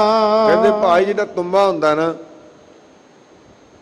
ਟਿੱਬਿਆਂ ਤੇ ਬਹੁਤ ਤੁੰਬੇ ਹੁੰਦੇ ਸੀ ਤੇ ਵੇਖਣ ਨੂੰ ਸੰਤਰੇ ਵਰਗੇ, ਕਿਨੂਆਂ ਵਰਗੇ, ਬੜੇ ਸੋਹਣੇ। ਤੁੰਬਾ ਦਿਸਮ ਸੋਹਣਾ, ਤੁੰਬਾ ਬੜਾ ਸੋਹਣਾ ਦਿਸਦਾ, ਰੰਗ ਬੜਾ ਸੋਹਣਾ, ਗੋਲ ਗੋਲ ਹੁੰਦਾ। ਜਿੰਨੀ ਗਰਮੀ ਵੱਧ ਪਵੇ ਉਹਨਾਂ ਵੱਧ ਉਹਦੇ ਵਿੱਚ ਰੰਗ ਉਹਦੇ ਵਿੱਚੋਂ ਨਿਕਲਦਾ, ਬੜਾ ਸੋਹਣਾ ਲੱਗਦਾ। ਪਰ ਜਦੋਂ ਉਸ ਤੁੰਬੇ ਨੂੰ ਕੱਟ ਕੇ ਕੋਈ ਚਖਣਾ ਚਾਹਵੇ, ਖਾਣਾ ਚਾਹਵੇ, ਤੇ ਅੰਦਰ ਉਹਦੇ ਜ਼ਹਿਰ ਹੈ। ਸੋ ਉਹਦੀ ਕੁੜੱਤਣ ਇੰਨੀ ਹੈ ਕਿ ਜੇ ਇੱਕ ਬੰਦਾ ਇੱਕ ਵਾਰੀ ਵੀ ਚੱਖ ਲਵੇ ਨਾ, ਪੂਰਾ ਪੂਰਾ ਦਿਨ ਉਹਦੀ ਕੁੜੱਤਣ ਨਹੀਂ ਉਤਰਦੀ। ਇਸ ਵਾਸਤੇ ਮਹਾਰਾਜ ਜੀ ਫਰਮਾਉਂਦੇ ਨੇ, ਇਹ ਮਾਇਆ ਦੇ ਰੰਗ ਤਮਾਸ਼ੇ ਤੇ ਬਹੁਤ ਨੇ। ਦੁਨੀਆ ਦੀ ਪ੍ਰਦਰਸ਼ਨੀ ਬੜੀ ਚੰਗੀ ਲੱਗਦੀ ਹੈ, ਦੁਨੀਆ ਦੇ ਪਦਾਰਥ ਬੜੇ ਚੰਗੇ ਲੱਗਦੇ ਨੇ, ਤੇ ਅਸਲ ਵਿੱਚ ਸਤਿਗੁਰੂ ਜੀ ਕਹਿੰਦੇ ਭਾਈ ਜਿਵੇਂ ਤੁੰਮਾ ਸੋਹਣਾ ਲੱਗਦਾ ਨਾ, ਉਸੇ ਭੁਲੇਖੇ ਦੇ ਨਾਲ ਸਾਨੂੰ ਇਹ ਦੁਨੀਆ ਦੀ ਰੰਗ ਤਮਾਸ਼ੇ ਸੋਹਣੇ ਲੱਗਦੇ ਨੇ। ਤੇ ਭਾਈ ਜਿਹੜੇ ਗੁਰੂ ਕੇ ਨਾਮ ਰਸੀਏ ਭਗਤ ਹੈ ਨਾ, ਉਹ ਇਹਨਾਂ ਤੋਂ ਅਲੱਗ ਹੋ ਜਾਂਦੇ। ਬਸਤਾ ਟੂਟੀ ਝੌਂਪੜੀ ਚੀਰ ਸਭ ਛਿੰਨਾ, ਜਾਤ ਨ ਪਤਨ ਆਦਰੋ ਉਦਿਆਨ ਪਰਮਿੰਨਾ। ਉਹ ਭਾਈ ਇਸ ਰਸਤੇ ਤੇ ਚੱਲ ਪੈਂਦੇ ਆ, ਪਰ ਉਹਨਾਂ ਦੀ ਅਵਸਥਾ ਕੀ ਬਣ ਜਾਂਦੀ ਹੈ? ਰਾਜਾ ਸਗਲੀ ਸ੍ਰਿਸ਼ਟ ਕਾ ਹਰ ਨਾਮ ਰਸ ਪਿੰਨਾ। ਉਹ ਸਾਰੀ ਸਿੱਠ ਦੇ ਰਾਜੇ ਦੀ ਤਰ੍ਹਾਂ ਦੁਨੀਆ ਦੇ ਵਿੱਚ ਆਪਣੀ ਜ਼ਿੰਦਗੀ ਬਸਰ ਕਰਦੇ ਆ। ਤਾਂ ਕੋ ਕਹੋ ਪ੍ਰਵਾਹ ਕਾਹੂ ਕੀ, ਜੇ ਗੋਪਾਲ ਸੁਹਾਏ, ਉਹਨਾਂ ਨੂੰ ਕਿਸੇ ਦੀ ਪ੍ਰਵਾਹ ਨਹੀਂ ਹੁੰਦੀ, ਉਹ ਪ੍ਰਮਾਤਮਾ ਦੇ ਰੰਗ ਵਿੱਚ ਰਹਿੰਦੇ ਨੇ। ਸੋ ਇਸ ਵਾਸਤੇ ਭਾਈ ਤੁਮਾਂ ਦਿਸਮ ਸੋਹਣਾ, ਜਿਵੇਂ ਤੁਮਾ ਸੋਹਣਾ ਦਿਖਦਾ ਪਰ ਅੰਦਰ ਜ਼ਹਿਰ ਹੈ, ਇਸੇ ਤਰ੍ਹਾਂ ਇਹ ਦੁਨੀਆ ਦੇ ਰੰਗ ਤਮਾਸ਼ੇ, ਦੁਨੀਆ ਦੀ ਮਾਇਆ, ਦੌਲਤ, ਧਨ, ਰਾਜ, ਸ਼ਕਤੀ ਸੋਹਣਾ ਲੱਗਦਾ ਹੈ, ਪਰ ਅੰਦਰੋਂ ਇਹਦੇ ਵਿੱਚ ਜੇ ਗੁਰਮੁਖਤਾ ਹੀ ਨਹੀਂ ਧਾਰਨ ਕੀਤੀ ਤੇ ਫਿਰ ਭਾਈ ਇਹ ਤੁਮੇ ਦੀ ਨਿਆਈ ਜ਼ਹਿਰ ਹਨ। ਅੱਡ ਨਾਲ ਹੰਦੜੋ ਮੁੱਲ, ਕਹਿੰਦੇ ਭਾਈ ਤੁਮਿਆਂ ਨੂੰ ਚੱਕ ਕੇ ਤੁਸੀਂ ਮੰਡੀ ਵਿੱਚ ਵੇਚਣ ਜਾਓ ਤੇ ਉਹਦਾ ਮੁੱਲ ਕਿੰਨਾ ਕੁ ਪੈ ਜਾਊ। ਅੱਡ ਨਾਲ ਲਹੰਦੜੋ ਮੁੱਲ, ਅੱਧੀ ਕੌਡੀ ਮੁੱਲ ਨਹੀਂ ਪੈਂਦਾ।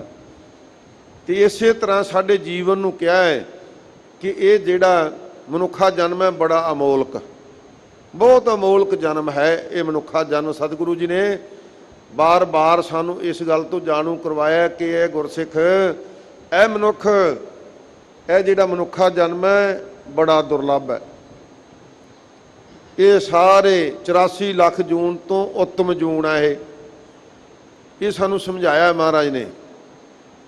ਕਬੀਰ ਮਾਨਸ ਜਨਮ ਦੁਰਲੱਭ ਹੈ, ਹੋਏ ਨਾ ਬਾਰੰਬਾਰ, ਜਿਉਂ ਬਨ ਫਲ ਪਾਕੇ ਭੋਏ ਗਿਰੈ, ਬੋਰ ਨਾ ਲਾਗਾ ਡਾਰ। ਇੱਕ ਵਾਰੀ ਡਿੱਗ ਗਿਆ ਨਾ, ਇੱਕ ਵਾਰੀ ਇਹ ਖਤਮ ਹੋ ਗਿਆ ਤੇ ਫਿਰ ਇਹ ਜ਼ਿੰਦਗੀ ਦੀ ਡਾਰ ਨੂੰ ਥੋੜ੍ਹਾ ਮੁੜ ਕੇ ਚੱਕ ਕੇ ਲਾ ਦਿਆਂਗੇ, ਫਿਰ ਜਿਉਂਦਾ ਹੋ ਜਾਊਗਾ, ਨਹੀਂ ਇਹਨੇ ਬੀਤ ਜਾਣਾ ਹੈ। ਇਸ ਵਾਸਤੇ ਸਤਿਗੁਰੂ ਪਾਤਸ਼ਾਹ ਜੀ ਫਰਮਾਉਂਦੇ ਹਨ ਕਿ ਭਾਈ ਅੱਡ ਨਾ ਲਹੰਦੜੋ ਮੁੱਲ, ਇਹਦਾ ਕੌਡੀ ਮੁੱਲ ਨਹੀਂ ਪੈਣਾ ਅਖੀਰ ਨੂੰ। ਜੇ ਪ੍ਰਮਾਤਮਾ ਦਾ ਨਾਮ ਨਾ ਜਪਿਆ, ਜੇ ਭਉ ਭਗਤੀ ਨਾ ਕੀਤੀ, ਬੰਦਗੀ ਨਾ ਕੀਤੀ, ਪਰਉਪਕਾਰ ਨਾ ਕੀਤਾ, ਸੇਵਾ ਸਿਮਰਨ ਵਿੱਚ ਨਾ ਜੁਟਿਆ, ਅੰਦਰੋਂ ਈਰਖਾ ਬਖੀਲੀ ਨਾ ਛੱਡੀ, ਤੇ ਫਿਰ ਇਹਦਾ ਮੁੱਲ ਕੀ ਪਵੇਗਾ ਭਾਈ।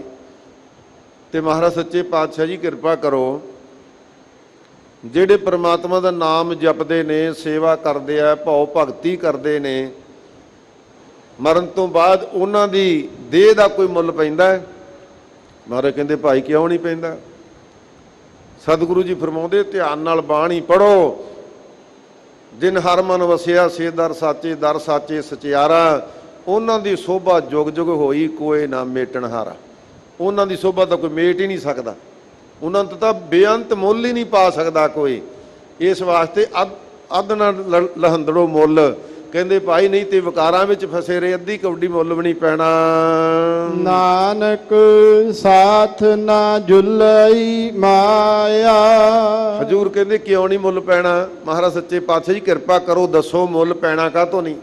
ਮਹਾਰਾਜ ਕਹਿੰਦੇ ਜਿਹਦੀ ਮਾਇਆ ਨੂੰ ਇਕੱਤਰ ਕਰਨ ਵਾਸਤੇ ਸਾਰੀ ਜ਼ਿੰਦਗੀ ਤੂੰ ਲਾਤੀ, ਤੈਨੂੰ ਹੁਕਮ ਤਾਂ ਸੀ ਭਈ ਪ੍ਰਾਪਤ ਮਾਨੁਖ ਦੇਹੁਰੀਆ, ਗੋਬਿੰਦ ਮਿਲਨ ਕੀ ਇਹ ਤੇਰੀ ਬਰੀਆ, ਤੇ ਉਸ ਵਾਰੀ ਦਾ ਤੂੰ ਲਾਹ ਲਿਆ।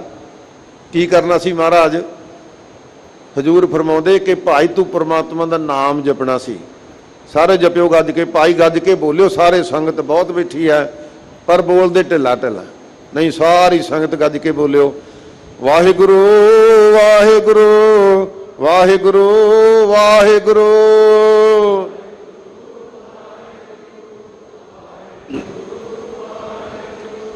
ਵਾਹਿਗੁਰੂ ਵਾਹਿਗੁਰੂ ਵਾਹਿਗੁਰੂ ਵਾਹਿਗੁਰੂ।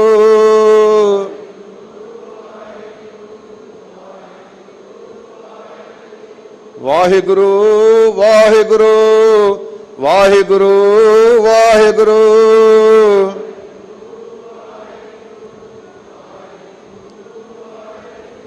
ਵਾਹਿਗੁਰੂ ਵਾਹਿਗੁਰੂ ਵਾਹਿਗੁਰੂ ਵਾਹਿਗੁਰੂ।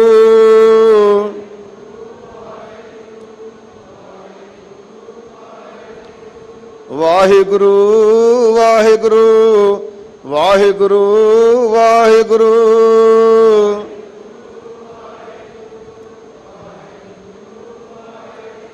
ਵਾਹਿਗੁਰੂ ਵਾਹਿਗੁਰੂ ਵਾਹਿਗੁਰੂ ਵਾਹਿਗੁਰੂ।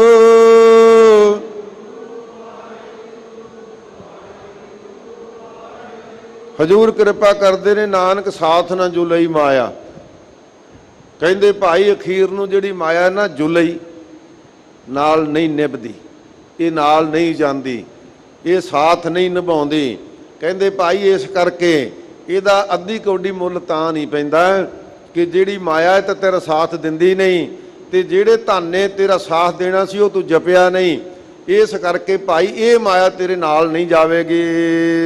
ਪੌੜੀ ਚਲਦਿਆਂ ਨਾਲ ਨਾ ਚੱਲੈ। ਹੁਣ ਪੌੜੀ ਦੇ ਵਿੱਚ ਸਾਰਾਂਸ਼ ਸਤਿਗੁਰੂ ਪਾਤਸ਼ਾਹ ਜੀ ਕਿਰਪਾ ਕਰਕੇ ਦੱਸਦੇ ਨੇ, ਜਿਹੜੀ ਮਾਇਆ ਕਹਿੰਦੇ ਚਲਦਿਆਂ ਦੇ ਨਾਲ ਸਾਥ ਜਿਹਨੇ ਨਹੀਂ ਦੇਣਾ, ਚਲਦਿਆਂ ਨਾਲ ਜਿਹਨੇ ਸਾਥ ਨਹੀਂ ਨਿਭਾਉਣਾ, ਇਸ ਵਾਸਤੇ ਕਹਿੰਦੇ ਭਾਈ ਯਾਦ ਰੱਖੀ, ਚਲਦਿਆਂ ਨਾਲ ਨਾ ਚੱਲੈ। ਚਲਦਿਆਂ ਨਾਲ ਕਿਸੇ ਦੇ ਨਾਲ ਗਈ ਅੱਜ ਤੱਕ, ਇਹ ਮਾਇਆ ਨਾਲ ਨਹੀਂ ਨਾ ਗਈ। ਇਸ ਵਾਸਤੇ ਇਸ ਗੱਲ ਨੂੰ ਧਿਆਨ ਵਿੱਚ ਰੱਖ ਕੇ, ਭਾਵੇਂ ਰਾਜ ਆ ਜਾਵੇ, ਜੋਬਨ ਜਵਾਨੀ ਹੋਵੇ, ਤੇਰੇ ਕੋਲੇ ਧਨ ਦੌਲਤ ਹੋਵੇ, ਚੰਗੀ ਪ੍ਰਭਤਾ ਸੋਭਾ ਹੋਵੇ, ਇਸ ਗੱਲ ਨੂੰ ਯਾਦ ਰੱਖੀ ਕਿ ਆ ਜਿਹੜਾ ਮੇਰਾ ਮਨੁੱਖਾ ਜਨਮ ਹੈ, ਇਹਦੇ ਕੁਝ ਕਰਮ ਧਰਮ ਤੇ ਫਰਜ਼ ਨੇ, ਉਹਨਾਂ ਫਰਜ਼ਾਂ ਦੀ ਪੂਰਤੀ ਕਰਨੀ ਆ। ਸਤਿਗੁਰੂ ਪਾਤਸ਼ਾਹ ਜੀ ਨੇ ਕੱਲੇ ਕੱਲੇ ਸਿੱਖ ਨੂੰ ਸਾਧ ਸੰਗਤ ਜੀ ਪਾਤਸ਼ਾਹ ਬਣਾਇਆ ਕਿ ਕਿਸੇ ਦਾ ਮੁਤਾਜ ਹੀ ਨਾ ਰਵੇ ਗੁਰੂ ਕਾ ਸਿੱਖ ਕੋਈ। ਇਸ ਵਾਸਤੇ ਜਦੋਂ ਸਤਿਗੁਰੂ ਜੀ ਨੇ ਇਹ ਬਚਨ ਕਹੇ ਸਨ, ਇਹਨੂੰ ਗਰੀਬ ਸਿੱਖਣ ਕੋ ਦਿਉ ਪਾਤਸ਼ਾਹੀ, ਯਾਦ ਕਰੇ ਹਮਰੀ ਗੁਰਿਆਈ। ਫਿਰ ਕੱਲੀ ਪਾਤਸ਼ਾਹੀ ਨਹੀਂ ਦਿੱਤੀ ਮਹਾਰਾਜ ਨੇ, ਪਾਤਸ਼ਾਹਾਂ ਦੇ ਗੁਣ ਦਿੱਤੇ ਮਹਾਰਾਜ ਨੇ ਕਿ ਭਾਈ ਜਿਹੋ ਜਿਹਾ ਪ੍ਰਲਭ ਦੇ ਵਿੱਚ ਲਿਖਿਆ ਉੱਤੇ ਤੂੰ ਸੰਤੁਸ਼ਟ ਰਹੀ, ਉਹਦੇ ਤੇ ਸੰਤੋਖ ਰੱਖੀ, ਤੇ ਉਹ ਸੰਤੋਖ ਦੇ ਵਿੱਚ ਰਹਿ ਕੇ ਪਰਮਾਤਮਾ ਦਾ ਨਾਮ ਜਪੀ। ਹੰਨੇ ਹੰਨੇ ਦੀ ਪਾਤਸ਼ਾਹੀ ਇਹ ਦਿੱਤੀ ਸੀ ਮਹਾਰਾਜ ਨੇ, ਕਿਉਂਕਿ ਨਾਲ ਕਹਿ ਦਿੱਤਾ ਕਿ ਤੈਨੂੰ ਕਿਸੇ ਦਾ ਮੁਤਾਜ ਹੋਣ ਦੀ ਲੋੜ ਨਹੀਂ। ਖਾਲਸਾ ਮੇਰੋ ਰੂਪ ਹੈ ਖਾਸ, ਖਾਲਸਿਓ ਮੈਂ ਕਰੂੰ ਨਿਵਾਸ, ਤੂੰ ਮੇਰਾ ਰੂਪ ਹੈ ਤੇ ਮੈਂ ਤੇਰੇ ਨਾਲ ਹੈ। ਸਾਧ ਸੰਗਤ ਜੀ ਇਹੋ ਜਿਹੀਆਂ ਦਾਤਾਂ ਕੋਈ ਦੇ ਸਕਦਾ? ਕਿਸੇ ਪੀਰ ਪੈਗੰਬਰ ਅਵਤਾਰ ਨੇ ਇਹ ਦਾਤਾਂ ਦਿੱਤੀਆਂ? ਨਹੀਂ ਦੇ ਸਕਿਆ, ਕੋਈ ਨਹੀਂ ਦੇ ਸਕਦਾ ਸੀ। ਇਹ ਤੇ ਕਲਗੀਧਰ ਪਾਤਸ਼ਾਹ ਜੀ ਨੇ ਕਿਰਪਾ ਕੀਤੀ। ਇਸ ਕਰਕੇ ਸਤਿਗੁਰੂ ਪਾਤਸ਼ਾਹ ਜੀ ਫਰਮਾਉਂਦੇ ਨੇ ਕਿ ਭਾਈ ਪੌੜੀ ਦੇ ਦੁਆਰਾ ਕਿਰਪਾ ਕਰਦੇ ਨੇ ਕਿ ਬਹੁਤੀ ਮਾਇਆ ਦੇ ਵਿੱਚ, ਹਜੂਰ ਫਰਮਾਉਂਦੇ ਨੇ ਜੇ ਸੁੱਖ ਹੁੰਦਾ ਨਾ ਮਾਇਆ ਦੇ ਵਿੱਚ ਤਾਂ ਫਿਰ ਸਤਿਗੁਰੂ ਜੀ ਸਾਨੂੰ ਇਹ ਉਪਦੇਸ਼ ਦੇ ਕੇ ਸੁਚੇਤ ਨਾ ਕਰਦੇ, ਸੁੱਖ ਨਾਹੀਂ ਬਹੁਤਾ ਧਨ ਖਾਟੇ, ਸੁੱਖ ਨਾਹੀਂ ਪੇਖੇ ਨਿਰਤ ਨਾਟੇ। ਕਹਿੰਦੇ ਭਾਈ ਉਹਦੇ ਵਿੱਚ ਕਿਤੇ ਸੁੱਖ ਪਿਆ ਹੈ? ਨਹੀਂ, ਸੁੱਖ ਜਿੱਥੇ ਹੈ ਉਹ ਸਤਿਗੁਰੂ ਨੇ ਪਾਤਸ਼ਾਹੀ ਸਾਨੂੰ ਦੇ ਕੇ ਸਾਨੂੰ ਸਤਿਗੁਰੂ ਜੀ ਰਹਿਤ ਦਿੱਤੀ, ਖੰਡੇ ਬਾਟੇ ਦਾ ਅੰਮ੍ਰਿਤ ਦਿੱਤਾ, ਸਾਨੂੰ ਕਰੇਤਾਂ ਤੋਂ ਬਚਾਇਆ। ਸਾਨੂੰ ਸਤਿਗੁਰੂ ਪਾਤਸ਼ਾਹ ਜੀ ਨੇ ਆਪਣਾ ਸਰੂਪ ਦਿੱਤਾ, ਅੰਮ੍ਰਿਤ ਵੇਲਾ ਦਿੱਤਾ, ਅੰਮ੍ਰਿਤ ਵੇਲੇ ਦੀਆਂ ਬਾਣੀਆਂ ਦਿੱਤੀਆਂ, ਤੇ ਗੁਰੂ ਕੇ ਸਤਿਗੁਰੂ ਨੇ ਸਾਨੂੰ ਅਰਦਾਸ ਦਿੱਤੀ। ਅਰਦਾਸ ਦੇਖੋ ਭਾਈ, ਜਿੱਥੇ ਜ਼ੋਰ ਸਾਡਾ ਪਹੁੰਚਦਾ ਹੀ ਨਹੀਂ, ਜਿੱਥੇ ਤੱਕ ਸਾਡੀ ਪਹੁੰਚ ਨਹੀਂ, ਉੱਥੇ ਤੱਕ 10 ਪਾਤਸ਼ਾਹੀਆਂ ਦਾ ਨਾਂ ਲੈ ਕੇ ਜਿਹੜੀ ਅਰਦਾਸ ਕਰਨੀ ਹੈ ਨਾ, ਤੇ ਉੱਥੇ ਅਰਦਾਸ ਪਹੁੰਚਦੀ ਹੈ। ਨਿਤਨੇਮ ਕੀਤਾ, ਬਾਣੀ ਪੜ੍ਹੀ, ਅਰਦਾਸ ਉੱਥੇ ਪਹੁੰਚ ਜਾਂਦੀ ਹੈ। ਜਿਸ ਨਾਲ ਜ਼ੋਰ ਨਾ ਚੱਲੀ ਖੜੇ ਕੀਚੈ ਅਰਦਾਸ, ਇਹ ਅਰਦਾਸ ਉੱਥੇ ਪਹੁੰਚਦੀ ਹੈ। ਅਸੀਂ ਗੁਰੂ ਕੇ ਸਿੱਖ ਬਣ ਕੇ ਅਰਦਾਸ ਕਰਾਂਗੇ ਨਾ, ਤੇ ਇਹ ਅਰਦਾਸ ਉੱਥੇ ਪਹੁੰਚਦੀ ਹੈ। ਇਸ ਵਾਸਤੇ ਸਤਿਗੁਰੂ ਪਾਤਸ਼ਾਹ ਜੀ ਫਰਮਾਉਂਦੇ ਹਨ ਕਿ ਭਾਈ ਚਲਦਿਆਂ ਨਾਲ ਨਾ ਚੱਲੈ ਸੋ ਕਿਉ ਸੰਜੀਆ। ਉਸ ਵਾਸਤੇ ਕਿਉਂ ਕੱਤਰ ਕਰਦੇ ਹੋ ਉਸ ਨੂੰ ਜਿਹੜੀ ਮਾਇਆ ਚਲਦਿਆਂ ਦੇ ਨਾਲ ਨਹੀਂ ਚੱਲਣੀ। ਤਿਸ ਕਾ ਕਹੋ ਕਿਆ ਯਤਨ, ਉਹਦੇ ਵਾਸਤੇ ਦੱਸੋ ਭਾਈ ਕਾਹਦੇ ਲਈ ਯਤਨ ਕਰਦੇ ਆ? ਅਨਕ ਵਿਸਥਾਰ ਕਹੋ ਕਿਸ ਕਾਮ, ਬਹੁਤਾ ਹੀ ਵਿਸਥਾਰ ਵਧਾ ਲਓ, ਦੱਸੋ ਕਿਸ ਕੰਮ ਹੈ, ਕਾਹਦੇ ਲਈ ਯਤਨ ਕਰਦੇ ਹੋ? ਬਹੁਤਾ ਯਤਨ ਕੀਤੇ ਆ ਕਿਤੇ ਨਾਲ ਚੱਲ ਪਏਗੀ, ਸਾਡਾ ਕੋਈ ਭਲਾ ਹੋ ਜਾਏਗਾ। ਮਹਾਰਾਜ ਕਹਿੰਦੇ ਭਾਈ ਇਹ ਵਿਚਾਰ ਰੱਖਿਓ, ਮਨ ਵਿੱਚ ਵਿਚਾਰ ਕੇ ਦੇਖਿਓ, ਇਕੱਲੇ ਬਹਿ ਕੇ ਵਿਚਾਰ ਲਿਓ ਕਿਤੇ ਕਿ ਭਾਈ ਇੱਥੇ ਮਾਂ ਧਾਤਾ ਵਰਗੇ ਹੋਏ, ਇੱਥੇ ਭਾਈ ਇਹੋ ਜਿਹੇ ਗੁਰਸਿੱਖ ਹੋਏ ਜਿਹੜੇ ਕੱਖਾਂ ਦੀ ਕੁੱਲੀ ਬਣਾ ਕੇ ਜਿਨ੍ਹਾਂ ਨੇ ਜੀਵਨ ਬਸਰ ਕਰ ਦਿੱਤਾ, ਜਿਹੜੇ ਟੁੱਟੀਆਂ ਝੌਂਪੜੀਆਂ ਵਿੱਚ ਰਹਿ ਕੇ ਜਿਨ੍ਹਾਂ ਨੇ ਸਾਧ ਸੰਗਤ ਜੀ ਦੁਨੀਆ ਦੇ ਉੱਪਰ ਬਹੁਤ ਵੱਡੇ ਪਰਉਪਕਾਰ ਕਰ ਦਿੱਤੇ। ਸੰਤ ਬਾਬਾ ਜਰਨੈਲ ਸਿੰਘ ਖਾਲਸਾ ਵਰਗੇ ਮਹਾਂਪੁਰਖ ਕਿਤੇ ਮਿਲ ਜਾਣੇ ਆਪਾਂ ਨੂੰ। ਸਾਧ ਸੰਗਤ ਗਰੀਬੀ ਦੀ ਹਾਲਤ ਵਿੱਚੋਂ ਉੱਠ ਕੇ ਦਮਦਮੀ ਟਕਸਾਲ ਚੋਂ ਵਿਦਿਆ ਪ੍ਰਾਪਤ ਕਰਕੇ ਤੇ ਸਾਧ ਸੰਗਤ ਇਸ ਸਥਾਨ ਤੇ ਐਸਾ ਮੋਰਚਾ ਲਾਇਆ, ਨਹੀਂ ਕਿਸੇ ਦੀ ਪਰਵਾਹ ਕੀਤੀ, ਨਹੀਂ ਕਿਸੇ ਰਾਜ ਸੱਤਾ ਦੀ ਪਰਵਾਹ ਕੀਤੀ, ਰਾਜ ਸੱਤਾ ਦੇ ਵਿਅਕਤੀਆਂ ਦੀ ਪਰਵਾਹ ਕੀਤੀ, ਨਹੀਂ ਵੱਡੇ ਵੱਡੇ ਲੀਡਰਾਂ ਦੀ ਪਰਵਾਹ ਕੀਤੀ। ਜੋ ਸੱਚਾਈ ਹੈ ਉਹ ਸੰਗਤਾਂ ਵਿੱਚ ਚਿੱਟੇ ਦਿਨ ਵਾਂਗ ਰੱਖ ਦਿੱਤੀ। ਮਿਲ ਜਾਣੇ ਕਿਤੇ ਇਹੋ ਜਿਹੇ, ਅੱਜ ਯਾਦ ਕਰਦੇ ਨਾ ਉਹਨਾਂ ਦੀ ਸੋਭਾ ਘਟ ਜੂ ਕਿਤੇ। ਜੇ ਉਹ ਸੋਚਦੇ ਮੈਂ ਆਹ ਗੱਲ ਕਹੀ ਤਾਂ ਮੇਰੇ ਨਾਲ ਫਰਾਲਾ ਗੁੱਸੇ ਹੋ ਜੂ, ਆਹ ਗੱਲ ਕਹੀ ਤੇ ਫਲਾਨਾ ਵਿਗੜ ਜਾਊ। ਅੱਜ ਸੰਤਾਂ ਦਾ ਨਾਂ ਲੈਂਦਾ ਕੋਈ? ਸਾਧ ਸੰਗਤ ਜੀ, ਇਹ ਸੱਚਾਈ ਜਿਹੜੀ ਅੰਦਰ ਸੱਚਾਈ ਪਈ ਹੈ ਨਾ, ਉਹ ਪਰਮਾਤਮਾ ਦੇ ਨਾਮ ਨਾਲ ਭਿੱਜੀ ਹੋਈ ਸੱਚਾਈ ਹੈ। ਸਨਿਗਧ ਹੋਈ ਸਚਾਈ ਹੈ ਉਹ ਦੁਨੀਆ ਦੇ ਵਿੱਚ ਦਿਨੋਂ ਦਿਨ ਉਹ ਚਮਕਣੀ ਆ, ਉਹਨੂੰ ਕੋਈ ਰੋਕ ਨਹੀਂ ਸਕਦਾ। ਇਸ ਵਾਸਤੇ ਮਹਾਰਾਜ ਸੱਚੇ ਪਾਤਸ਼ਾਹ ਜੀ ਫਰਮਾਉਂਦੇ ਹਨ ਕਿ ਭਾਈ ਜਿਹੜੀ ਇਹ ਮਾਇਆ ਨਾ ਜਿਹਦੇ ਵਿੱਚ ਅਸੀਂ ਫੈਦੇ ਤਿਸ ਕਾ ਕਹੋ ਕਿਆ ਯਤਨ, ਉਹਦਾ ਕਾਹਦੇ ਲਈ ਯਤਨ ਕਰਦੇ ਆ? ਕੇਵਲ ਇੱਕੋ ਹੀ ਯਤਨ ਵਿੱਚ ਪੈ ਗਏ ਵੀ ਵੱਧ ਤੋਂ ਵੱਧ ਮਾਇਆ ਇਕੱਠੀ ਕਰਨੀ ਹੈ, ਦੂਜੇ ਦੀ ਇੱਕ ਕੋਠੀ ਹੈ ਮੈਂ ਦੋ ਬਣਾਉਣੀਆਂ, ਉਹਦੇ ਕੋਲ ਛੋਟੀ ਕਾਰ ਹੈ ਮੈਂ ਵੱਡੀ ਲੈਣੀ ਆ, ਇਹ ਵੀ ਕੋਈ ਦੌੜ ਹੈ? ਨਹੀਂ, ਗੁਰਸਿੱਖਾਂ ਦੀ ਦੌੜ ਵੀ ਹੈਗੀ ਆ। ਕੀ ਆ ਭਾਈ? ਇਹ ਉੱਠਦਾ ਅੰਮ੍ਰਿਤ ਵੇਲੇ ਸਾਧ ਸਿੰਘ ਦੇ। ਇੱਕ ਵਾਰੀ ਅਸੀਂ ਜੋੜ ਮੇਲੇ 'ਚ ਇਕੱਠੇ ਹੋ ਗਏ, ਇੱਕ ਸਿੰਘ ਮੇਰੇ ਨਾਲ ਦੁਬਈ 'ਚ ਰਿਹਾ ਸੀਗਾ ਤੇ ਮੈਂ ਅਖੰਡ ਪਾਠ ਦੀ ਰੌਲ ਬਦਲਣ ਵਾਸਤੇ ਪਾਠੀ ਠਾਉਣ ਚਲੇ ਗਿਆ ਤੇ ਉਹਦੇ ਮੰਜੇ ਨਾਲ ਮੰਜਾ ਹੋਣ ਕਰਕੇ ਉਹਦਾ ਮੰਜਾ ਹਿੱਲ ਗਿਆ। ਉਹ ਅੱਬੜ ਵਾਈ ਉੱਠਿਆ ਤੇ ਵਾਹਿਗੁਰੂ ਵਾਹਿਗੁਰੂ ਵਾਹਿਗੁਰੂ ਸਿਮਰਨ 'ਚ ਲੱਗ ਗਿਆ। ਜਦੋਂ ਮੈਂ ਵਾਪਸ ਵੀ ਆਇਆ ਉਹ ਫਿਰ ਵੀ ਵਾਹਿਗੁਰੂ ਦਾ ਸਿਮਰਨ ਕਰੀ ਜਾਂਦਾ ਸੀ।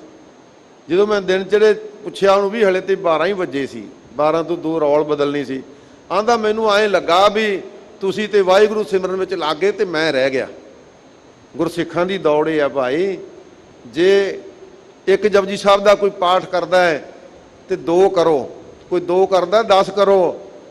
ਕਿਸੇ ਨੂੰ ਇੱਕ ਬਾਣੀ ਕੰਠ ਹੈ ਉਹ 5 ਬਾਣੀਆਂ ਕਰੋ ਉਹਦੀ ਰੀਸ ਨਾਲ। ਕਿਸੇ ਨੂੰ 5 ਬਾਣੀਆਂ ਕੰਠ ਹੈ 5 ਗ੍ਰੰਥੀ ਕੰਠ ਕਰੋ। ਦੇਖੋ ਗੁਰਸਿੱਖਾਂ ਦਾ ਰੰਗ ਕਿਵੇਂ ਚੜ੍ਹਦਾ ਹੈ।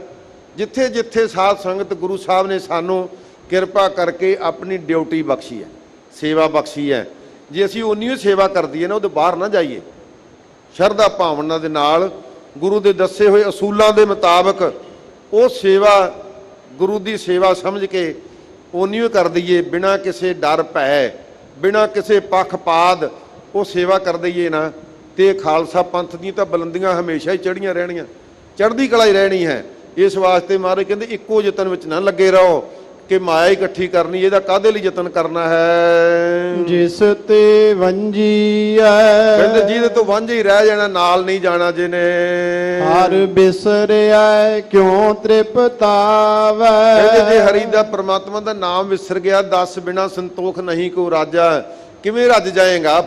ਪਰਮਾਤਮਾ ਦੇ ਨਾਮ ਤੋਂ ਬਿਨਾ ਤ੍ਰਿਪਤੀ ਨਹੀਂ ਜੇ ਹੋਣੀ। ਨਾ ਮਨ ਰੰਜੀਐ, ਕਹਿੰਦੇ ਨਾ ਮਨ ਦੀ ਪ੍ਰਸੰਨਤਾ ਹੋਣੀ। ਇਹ ਫਾਰਸੀ ਦਾ ਲਫ਼ਜ਼ ਹੈ ਵੰਜੀਆ।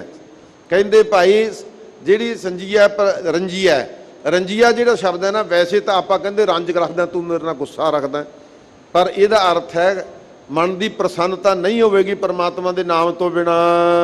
ਪ੍ਰਭੂ ਛੋੜ ਅੰਨ ਲਾਗੈ, ਕਹਿੰਦੇ ਜੇ ਪਰਮਾਤਮਾ ਦੇ ਨਾਮ ਨੂੰ ਛੱਡ ਕੇ ਹੋਰਨਾਂ ਪਦਾਰਥਾਂ ਦੇ ਵਿੱਚ ਹੀ ਲੱਗਾ ਰਿਹਾ, ਨਰਕ ਸਮੰਜੀਐ, ਹਿਸਾਬ ਲਾ ਲਈ ਅੰਤ ਨੂੰ ਤੂੰ ਨਰਕ ਦੇ ਵਿੱਚ ਸਮਾ ਜਾਏਗਾ। ਨਰਕ ਸਮੰਜੀਆ, ਸਮਾ ਜਾਏਗਾ, ਨਰਕ ਦੇ ਵਿੱਚ ਪਵੇਂਗਾ ਜਾ ਕੇ। ਹੋ ਕਿਰਪਾਲ ਦਇਆਲ, ਬੇਨਤੀ ਕਰੋ ਮਹਾਰਾਜ ਦੱਸੋ ਕੀ ਕਰੀਏ ਫਿਰ? ਜ਼ਿੰਦਗੀ ਤਾਂ ਜਿਉਣੀ ਹੈ ਨਾ, ਘਰਾਂ ਵਿੱਚ ਰਹਿੰਦੇ ਆ, ਗ੍ਰਸਤੀ ਆ, ਕਲਯੁਗ ਦਾ ਪਹਿਰਾ ਹੈ ਮਹਾਰਾਜ, ਕੀ ਕਰੀਏ? ਮਹਾਰਾਜ ਕਹਿੰਦੇ ਭਾਈ ਸਤਿਗੁਰੂ ਜੀ ਨੇ ਸਾਨੂੰ ਇੱਕ ਉਪਦੇਸ਼ ਦਿੱਤਾ ਹੈ, ਹੋ ਦਿਆਲ ਕਿਰਪਾਲ। ਬੇਨਤੀ ਕਰੋ ਮਹਾਰਾਜ ਸੱਚੇ ਪਾਤਸ਼ਾਹ ਜੀ, ਹਮਰੇ ਕਰਮ ਨਾ ਵਿਚਰੋ ਠਾਕਰ, ਤੁਮ ਪੈਜ ਰੱਖੋ ਆਪਣੀ ਪੈਜ ਰੱਖੋ। ਸਤਿਗੁਰੂ ਜੀ ਸਾਡੇ ਤੇ ਮਿਹਰ ਕਰੋ। ਜੇਤਾ ਸਮੁੰਦ ਸਾਗਰ ਔਗਣ ਨੀਰ ਭਰਿਆ ਤੇਤੇ ਔਗਣ ਹਮਾਰੇ, ਦਇਆ ਕਰੋ ਕਿਛ ਮਿਹਰ ਪਾਵੋ ਡੁੱਬਦੇ ਪੱਥਰ ਤਾਰੇ। ਮਹਾਰਾਜ ਰੱਖ ਲੋ ਸਾਨੂੰ। ਨਾਨਕ ਭਉ ਭੰਜੀਐ, ਕਹਿੰਦੇ ਭਾਈ ਜੇ ਆਪ ਜੀ ਮਹਾਰਾਜ ਸੱਚੇ ਪਾਤਸ਼ਾਹ ਜੀ ਕਹਿੰਦੇ ਭਾਈ ਜਦੋਂ ਕਰੋਗੇ ਨਾ ਅਰਦਾਸ ਕਿ ਮਹਾਰਾਜ ਸਾਡਾ ਭਉ ਦੂਰ ਕਰ ਦਿਓ। ਕਿਹੜਾ ਭਉ ਭਾਈ? ਕਹਿੰਦੇ ਜਿਹੜੇ ਜਮਾਂ ਦਾ ਭਉ ਹੈ ਮਹਾਰਾਜ, ਪਰਲੋਕ ਦਾ ਭੈ ਡਰ ਹੈ ਸਾਡੇ ਅੰਦਰ, ਉਹ ਦੂਰ ਕਰ ਦਿਓ। ਤੇ ਜਦੋਂ ਕਹਿੰਦੇ ਕੀਤੀ ਅਰਦਾਸ, ਹੋ ਕਿਰਪਾਲ ਦਇਆਲ, ਤੇ ਫਿਰ ਉਹ ਕਿਰਪਾਲੂ ਦਿਆਲੂ ਸਾਡੇ ਤੇ ਮਿਹਰ ਕਰੇਗਾ। ਜੋ ਸ਼ਰਨ ਆਵੈ ਤਿਸ ਕੰਠ ਲਾਵੈ, ਬਿਰਦ ਸੁਆਮੀ ਸੰਦਾ ਦੀ ਮਿਹਰ ਕਰ ਦੇਵੇਗਾ। ਨਾਨਕ ਭਉ ਭੰਜੀਐ। ਸਤਿਗੁਰੂ ਜੀ ਫਰਮਾਉਂਦੇ ਨੇ, ਧੰਨ ਗੁਰੂ ਨਾਨਕ ਸਾਹਿਬ ਸੱਚੇ ਪਾਤਸ਼ਾਹ ਜੀ ਨੇ ਜਿੱਥੇ ਬੇਅੰਤ ਜੀਵਾਂ ਦਾ ਭਲਾ ਕੀਤਾ ਹੈ, ਉਹ ਸਾਡੇ ਤੇ ਵੀ ਰਹਿਮਤ ਕਰ ਦੇਣਗੇ, ਕਿਰਪਾ ਕਰ ਦੇਣਗੇ। ਖਾਲਸਾ ਜੀ ਚੈਨਲ ਨੂੰ ਸਬਸਕ੍ਰਾਈਬ ਕਰਨ ਤੋਂ ਬਾਅਦ 'ਚ ਆਲ ਨੋਟੀਫਿਕੇਸ਼ਨ ਨੂੰ ਜ਼ਰੂਰ ਔਨ ਕਰੋ ਤਾਂ ਕਿ ਸਾਡੀ ਕਥਾ ਕੀਰਤਨ ਦੀ ਹਰ ਵੀਡੀਓ ਤੁਹਾਡੇ ਤੱਕ ਪਹੁੰਚਦੀ ਰਹੇ, ਅਤੇ ਵੀਡੀਓ ਨੂੰ ਲਾਈਕ ਕਰਨਾ ਨਾ ਭੁੱਲਣਾ ਜੀ।